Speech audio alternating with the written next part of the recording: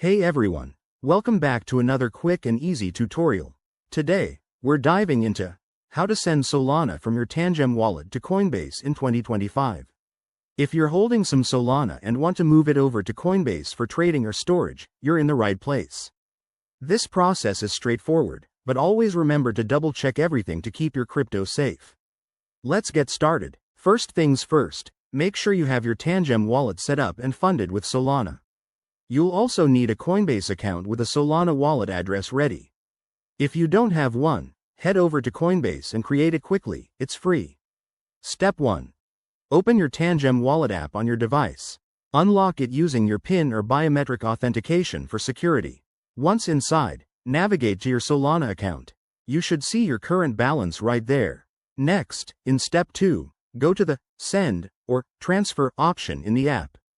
You'll need to enter the recipient's address, which is your Coinbase Solana address.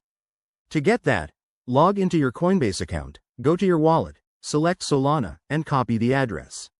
Pro tip: double-check this address to avoid any costly mistakes. Now, for Step 3, input the amount of Solana you want to send. Be mindful of network fees. Solana transactions are usually fast and cheap, but they can vary.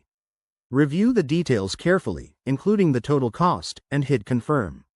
You'll be prompted to approve the transaction with your wallet's security features.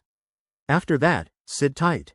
Solana transactions are super quick, often confirming in seconds. Once it's done, head back to Coinbase and refresh your wallet to see your Solana arrive.